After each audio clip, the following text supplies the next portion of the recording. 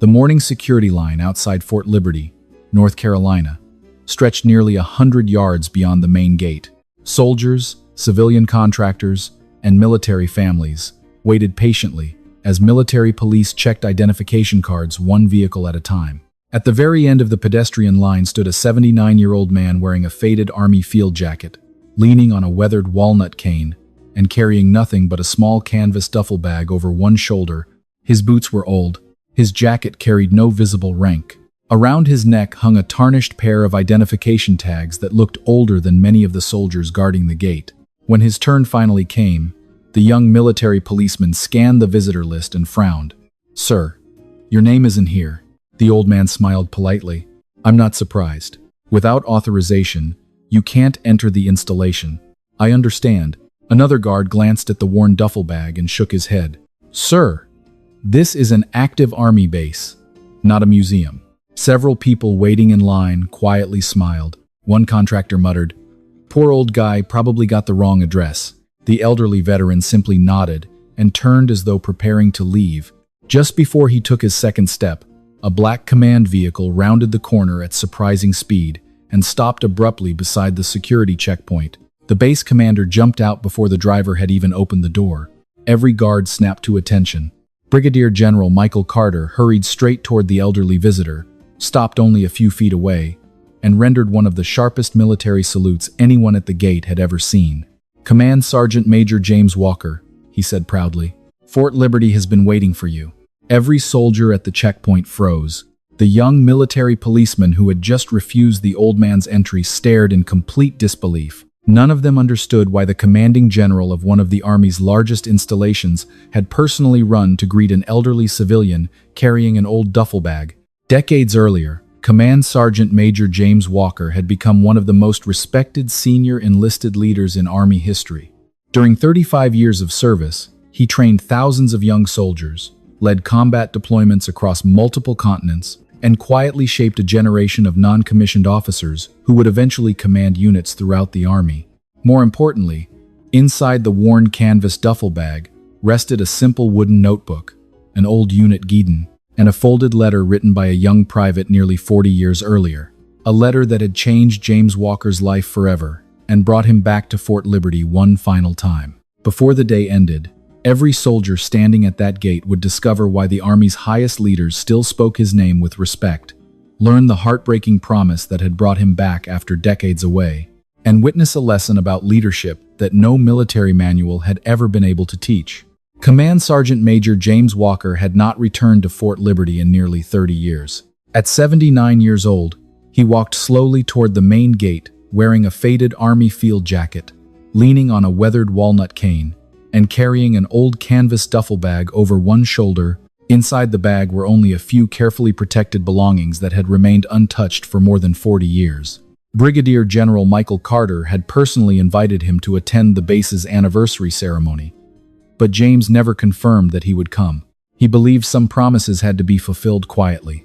When he reached the security checkpoint, Private First Class Tyler Reed accepted his retired military identification card and scanned it twice before frowning. "Sir, your identification has expired." James smiled politely. "I know." Tyler checked the visitor database again. "Your name isn't on today's access list." "That doesn't surprise me. What brings you to Fort Liberty today?" James looked beyond the gate toward the distant parade field. "I'm here to return something." Tyler pointed toward the canvas bag. "May I inspect it?"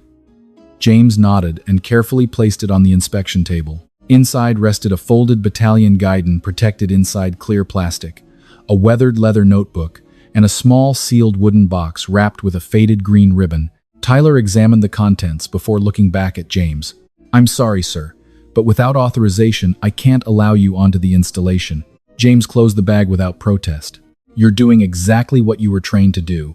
He lifted the bag onto his shoulder, thanked the young guard, and quietly turned to leave. Just then, a black command vehicle entered the checkpoint at unusual speed and stopped beside the gate. Before the driver could open the door, Brigadier General Michael Carter stepped out and hurried across the pavement. Every military policeman immediately snapped to attention. The general walked straight to the elderly veteran and rendered a sharp military salute. "Command Sergeant Major James Walker," he said proudly. "Welcome home." The entire checkpoint fell silent. Private Tyler Reed stared in disbelief. He had just denied entry to the very man the commanding general had come personally to receive. James returned the salute with the same precision he had carried throughout 35 years of military service. Michael smiled warmly. "You should have told me you were coming." James chuckled softly. "Then I wouldn't have known whether your gate guards still followed the regulations." Tyler immediately lowered his head. "Sir? I'm sorry." James gently shook his head. "No, son, you protected the gate exactly the way you were supposed to." He rested one hand on the young soldier's shoulder. "Just remember something. Every person who stands outside a military gate deserves the same respect as the one standing inside it." Tyler nodded quietly. "Yes, Command Sergeant Major." Michael carefully lifted the old canvas duffel bag himself. "You carried this all the way here?" James nodded. "For 40 years." Michael looked at the sealed wooden box inside the bag, and his expression became noticeably more serious. "Then today's finally the day." James looked toward the headquarters building in the distance. "Yes. A young private asked me to keep a promise before our deployment. I've carried that promise across 4 decades." He looked down at the worn canvas bag. "And today, it's finally going home." Without another word, Brigadier General Carter walked beside James through the gates of Fort Liberty, while every soldier at the checkpoint stood silently watching. None of them yet understood why one old canvas bag was important enough for the commanding general to welcome personally. Within the next hour, the entire installation would discover that inside it rested a promise, a friendship, and a lesson about leadership that had quietly waited 40 years to be told. The black command vehicle moved slowly across Fort Liberty, passing training fields, where young soldiers practiced drill movements under the morning sun. Inside the back seat, Brigadier General Michael Carter sat quietly beside James Walker. Neither man spoke for several minutes. The only sound was the soft tapping of James's walnut cane against the floor whenever the vehicle crossed a small bump in the road. Finally, Michael smiled faintly. "You still don't like official escorts?" James looked out the window. "I spent 35 years telling soldiers not to waste government fuel." Michael laughed softly. "Some things never change. The important ones shouldn't." As they drove deeper into the installation, younger soldiers stopped what they were doing whenever they noticed the command vehicle slowing beside the elderly visitor. Many had no idea who James Walker was, yet they immediately recognized the unusual respect the commanding general was showing him. The vehicle finally stopped beside an old brick headquarters building that had once served as the home of the 3rd Battalion, 75th Infantry. James stepped out slowly and stood motionless for a long moment. The building had been renovated many times, but the front steps were the same. The flagpole still stood in the same place. Even the large oak tree beside the entrance had survived the passing decades. James smiled quietly. "It's smaller than I remembered." Michael chuckled. "No." He looked at the 79-year-old veteran beside him. "You've simply grown into the memories." They walked together toward the entrance. Every soldier inside the headquarters immediately stood when General Carter entered. Before anyone could speak, Michael raised one hand. At ease, he then turned toward James. "Ladies and gentlemen." His voice became noticeably warmer. "This is Command Sergeant Major James Walker." Several senior non-commissioned officers exchanged surprised looks. One master sergeant whispered, "The James Walker?" Michael nodded proudly. "The one whose leadership notes are still part of our NCO development course." James shook his head modestly. "Those notes belong to a lot of people." Michael smiled. "You just happened to write them down." Laughter briefly eased the formality of the room. Michael then led James into a private conference room, overlooking the old parade field. On the center of the table rested a framed photograph covered with a folded army flag. James stopped walking the instant he saw it. "You kept it," he whispered. Michael nodded. "Exactly where you left it." James slowly reached out and lifted the frame. The photograph showed a platoon of young infantry soldiers taken almost 40 years earlier. Standing in the middle was a much younger James Walker. Kneeling in the front row was a smiling 19-year-old private with bright eyes and an oversized helmet. "Daniel," James said quietly. Michael nodded. "Private Daniel Harper." Neither man spoke for several moments. James gently placed the photograph back on the table before opening the faded canvas duffel bag. He carefully removed the old battalion guidon, still folded exactly as it had been decades earlier. Next came a weathered leather notebook whose pages had yellowed with age. Finally, he lifted out the small wooden box wrapped with a faded green ribbon. Michael looked at it silently. "You never opened it." James slowly shook his head. I promised I wouldn't. Michael frowned. For 40 years? 40 years? He gently rested one hand on the box. Daniel handed it to me the night before our deployment. Michael looked toward the window, remembering. He was barely 19. James smiled sadly. Too young to shave properly, but old enough to volunteer. James nodded. Always first. Michael sat quietly across from him. What did he say? James looked down at the wooden box. He told me. His voice softened with the memory. Top, if I come home, give this back to me, because I'll probably laugh at how sentimental I was. James smiled faintly. Then he laughed. Michael remained silent. James continued. But if I don't come home, promise me you won't open it. Until the Army has trained a generation of leaders who understand why soldiers matter more than medals. Michael slowly lowered his eyes. That's why you stayed away all these years. James nodded once. I wasn't sure we'd earned the right. A knock interrupted the silence. Colonel Sarah Mitchell entered the room carrying a thick binder. Sir, she said to General Carter, the anniversary ceremony is ready whenever you are. Then she noticed the wooden box. Is that? Michael answered quietly. Daniel Harper's. Sarah immediately became still. We've waited decades to see it. James smiled politely. So have I. She hesitated before asking, do you know what's inside? James shook his head.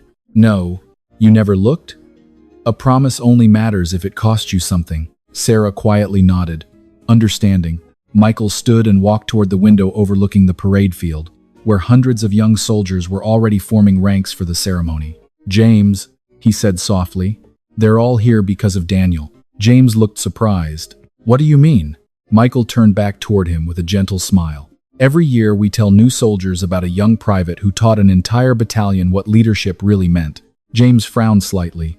I never told anyone that story. Michael looked at the old notebook inside the duffel bag. You didn't have to. He rested one hand on it. Daniel wrote it down. James stared at him in silence. His notebook? Michael nodded. Every lesson you ever taught him. James slowly closed his eyes. For the first time in 40 years, he began to understand why Brigadier General Carter had insisted that he return not simply to be honored, but because a promise made between an old sergeant major and a 19-year-old private had quietly shaped generations of soldiers who had never even known either man's name.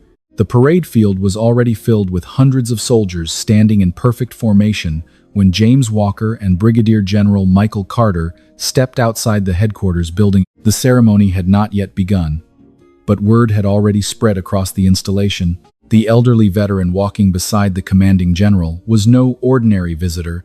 Young soldiers quietly whispered to one another as James passed. Most had never heard his name before that morning. Yet the senior non-commissioned officers stood a little straighter the moment they saw him. Before walking toward the reviewing platform, Michael led James to a small memorial garden overlooking the parade field. At its center stood a simple granite monument engraved with dozens of names from a deployment nearly 40 years earlier. James slowly walked toward the monument. His cane stopped beside one particular name, Private First Class Daniel Harper. For several seconds, he simply rested his fingertips against the cold granite. I've kept you waiting long enough, he whispered. Michael remained several steps behind, giving the old soldier his privacy. After a moment, James looked back. You said, the Army tells his story every year. Michael nodded, but not the whole story. James smiled sadly. Most people only know how he died. Michael answered quietly. They deserve to know how he lived. James looked once more at Daniel's name before beginning. He wasn't supposed to be in my platoon. He arrived late, lost half his equipment, and wore boots 2 sizes too big. A few smiles appeared among the officers listening nearby. The drill sergeants thought he'd never survive infantry training. Michael laughed softly. They were wrong. James nodded. Very wrong. Daniel wasn't the fastest runner. He wasn't the strongest shooter. He certainly wasn't the loudest soldier. One young lieutenant asked quietly, so what made him special? James looked across the parade field, where hundreds of young troops stood waiting. He noticed people. The lieutenant frowned. What do you mean? James rested both hands on his cane. When another soldier was struggling, Daniel saw it before anyone else. When someone missed home, he noticed. When someone skipped meals because they were sending money to family, he noticed. When someone stayed awake because nightmares wouldn't let them sleep, he noticed. The memorial garden became completely silent. He never walked past someone carrying a heavy pack. He never ate until everyone else had food. He never finished cleaning his own rifle until he'd helped the slowest soldier clean theirs. Michael smiled. I've heard those stories. James laughed softly. You've heard half of them. He reached into the faded canvas duffel bag and removed the worn leather notebook. This belonged to Daniel. The younger officers leaned closer. James carefully opened one page. It wasn't a diary. It was a list. A list? James nodded. Every evening he wrote down one soldier who had helped him that day. The lieutenant looked puzzled. He kept track of favors? James gently shook his head. No, he kept track of gratitude. He turned another page. Sergeant Lewis stayed late to help me qualify. Remember to do that for someone else one day. Another page read, Corporal Jenkins gave me half his dinner when I didn't have enough money. Never let another soldier eat alone. Another simply said, Command Sergeant Major Walker said leaders eat last. I don't think he was talking about food. Michael quietly smiled. I've quoted that line for years. James looked surprised. You have? Michael nodded. So has every battalion commander on this installation. James stared silently at the notebook resting in his hands.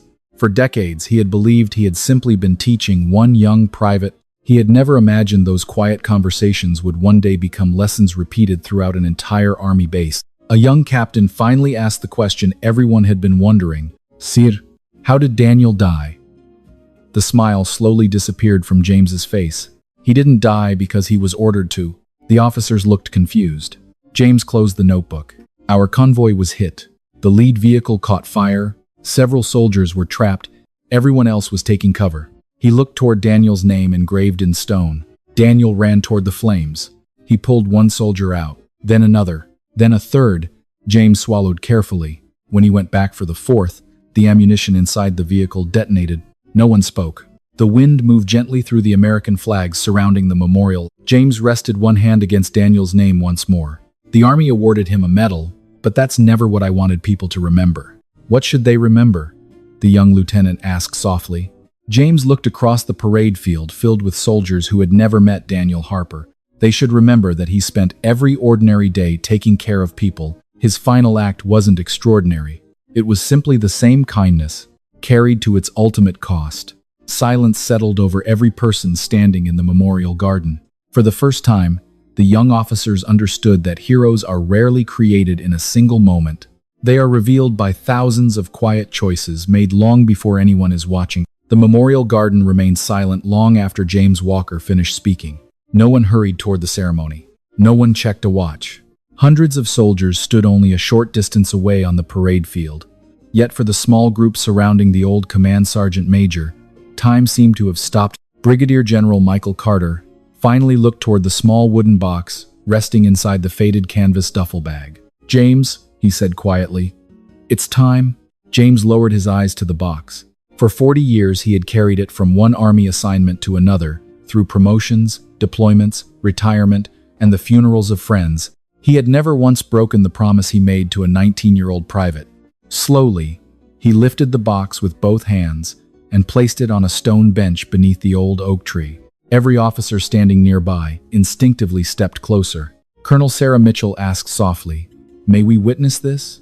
James looked around at the young soldiers. "That's why I came." He carefully untied the faded green ribbon. The knot resisted at first, stiff from decades of age, before finally coming loose. James rested one hand on the lid, but did not open it immediately.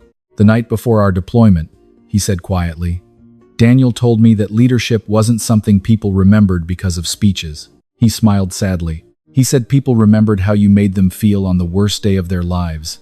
Michael nodded. "That sounds exactly like him." James finally lifted the lid.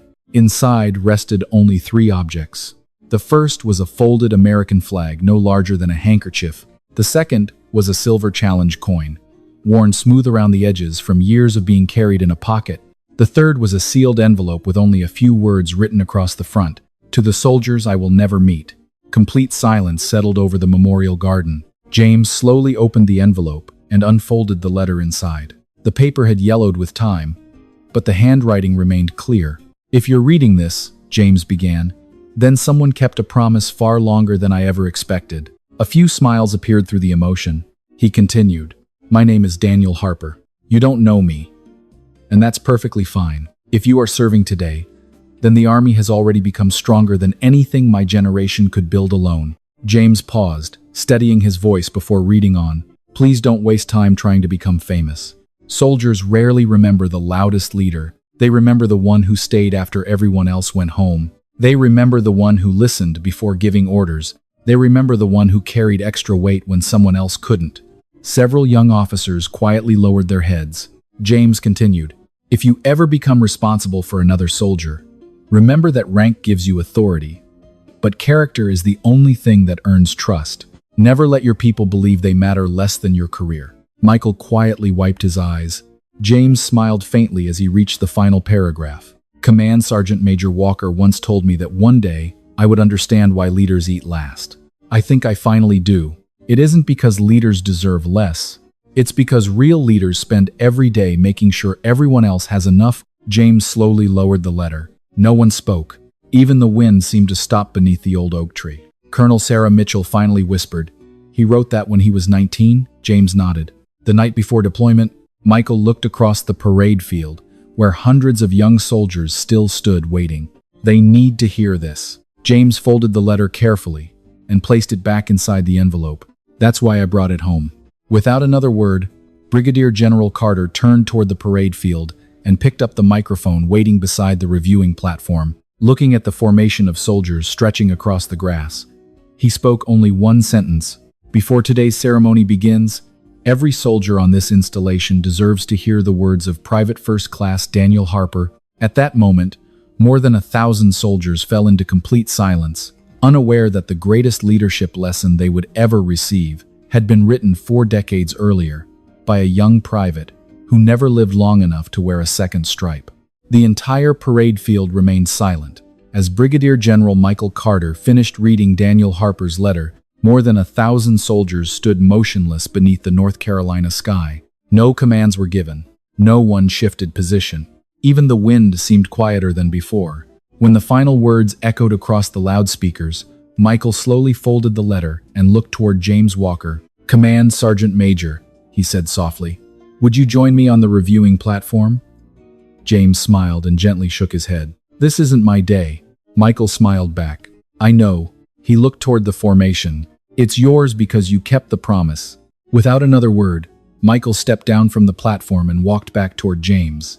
Then, in full view of every soldier on the installation, the commanding general removed the campaign streamer from the ceremonial battalion guidon and carefully handed it to the elderly veteran. 40 years ago, Michael said, you promised one young private that his words would reach a generation of soldiers who understood why people matter more than medals. He looked across the formation. Today that promise has been fulfilled. James accepted the folded guidon with trembling hands. For a long moment he simply looked at the faded fabric that had once led his battalion through training fields and combat zones. Then he quietly unfolded it. Along the lower edge, stitched almost invisibly beneath the official markings, were dozens of handwritten names faded by time. Every member of the platoon had signed it before deployment. James gently traced each signature with one finger until he reached Daniel's. You always did write too small, he whispered with a smile. Several soldiers closest to the platform quietly wiped away tears. Michael then turned toward the assembled battalion. Battalion. His voice rang across the parade field. Present. Arms. More than 1,000 rifles rose in perfect unison. Immediately afterward, every soldier rendered a salute toward James Walker. It was the largest salute he had ever received in his life. James stood silently, his own hand rising slowly to the brim of his faded campaign hat. For several seconds, no one moved. The salute remained perfectly held. Finally, James lowered his hand and looked across the sea of young faces. Permission to speak freely? He asked. Michael smiled. Always. James stepped toward the microphone, though he hardly needed it. The field was so quiet that every word carried naturally. I've received medals. He paused. I've received promotions. He looked down briefly at the guidon in his hands.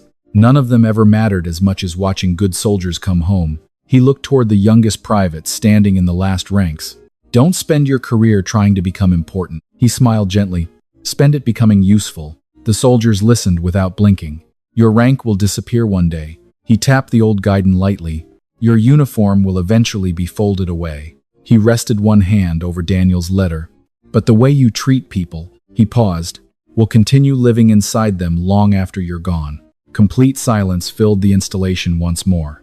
Michael Carter quietly nodded to the battalion sergeant major standing nearby. Together they walked to the memorial garden carrying a newly cast bronze plaque covered by a dark cloth. James looked surprised. "What's this?" Michael smiled. "Something the installation has been waiting 40 years to do." They uncovered the plaque together. It read, "The Daniel Harper Leadership Garden, dedicated to every soldier who proved that the greatest leaders are remembered not by the orders they gave, but by the people they lifted." Established in honor of Private First Class Daniel Harper and Command Sergeant Major James Walker, whose promise shaped generations.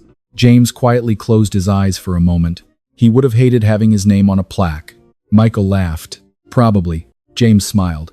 "Then he'll have to forgive us." Years later, after James Walker passed away peacefully at the age of 89, Fort Liberty held one final ceremony at the same memorial garden. There were no speeches about rank or decorations. Instead, every new soldier arriving at the installation received a small printed copy of Daniel Harper's letter during orientation. Before beginning training, they stopped first at the leadership garden, where James's faded canvas duffel bag, the old battalion guidon, the weathered leather notebook, and the small wooden box rested inside a simple glass display. Beside them stood one final bronze inscription. "A great leader is remembered not because others saluted him. He is remembered because he taught others how to stand beside those who needed them most." From that day forward, every soldier entering Fort Liberty walked past that display before reporting to their unit. Most believed they were looking at old military relics. The instructors knew better. They were looking at a promise kept across 4 decades, a friendship that outlived war itself, and the quiet proof that the strongest foundations of an army are not built from steel, weapons, or ranks. They are built from ordinary people who choose, day after day, to take care of one another. Every military base is protected by fences, checkpoints, and armed guards. But the strongest defense any nation has ever built is something no wall can contain. It is character. Long before James Walker became a command sergeant major, he understood that an army is never measured only by its weapons or its victories. It is measured by the way its people care for one another when no one is watching. That is the kind of strength that survives every generation. James never returned to Fort Liberty because he wanted recognition. In fact, he expected to be turned away. He came because 40 years earlier, he had given his word to a 19-year-old private. And for a soldier, a promise carries a weight that time can never erase. He believed that if a promise is worth making, it is worth keeping, even if it takes an entire lifetime to fulfill. Daniel Harper also left behind a lesson that reaches far beyond military service. He never became famous. He never commanded a battalion. He never lived long enough to wear senior rank. Yet the words he wrote as a young private quietly shaped generations of leaders who never knew his name. That reminds us that influence is not determined by position. Sometimes the youngest voice leaves the longest echo. The young gate guards made the same mistake many of us make in everyday life. They saw an elderly man with a cane, an old jacket, and a worn canvas bag. They saw age before they saw experience. They saw ordinary belongings before they saw 40 years of sacrifice, friendship, and honor. Then, with one salute from a commanding general, they realized that true greatness rarely announces itself. It usually arrives quietly, carrying memories instead of medals. James often taught that rank gives authority, but character earns trust. Those words belong not only in the military but in every family, every classroom, every workplace, and every community. Titles may open doors, but only integrity invites people to follow us willingly. The greatest leaders are never remembered because people had to salute them. They are remembered because people wanted to stand beside them. Perhaps the most unforgettable moment in this story was not when the base commander ran across the checkpoint, or when hundreds of soldiers raised their hands in salute. It was the moment a promise made between an old sergeant major and a 19-year-old private finally reached the generation it had been written for. Some promises become more valuable with time because they remind us that honor is not measured in years. It is measured in faithfulness. If this story touched your heart, please leave a comment and tell us where you're watching from. Have you ever known a veteran, teacher, coach, mentor, parent, or friend whose quiet example changed the direction of your life? We'd be honored to hear your story. Don't forget to like, share, and subscribe for more inspiring stories about veterans, courage, honor, sacrifice, faith, family, leadership, second chances, and the remarkable people whose greatest achievements were never written in history books, but in the lives they transformed. May God bless you and your loved ones. Watch over every service member standing watch far from home. Comfort every family carrying the memory of someone they dearly miss. Strengthen every leader entrusted with the lives of others, and remind all of us that the most meaningful salute we will ever receive is not the one given because of our rank, but the one earned because of the way we treated people. And may you never forget that sometimes the greatest hero to walk through a military gate is the one who never expected anyone to remember his name. Only the promise he came back to keep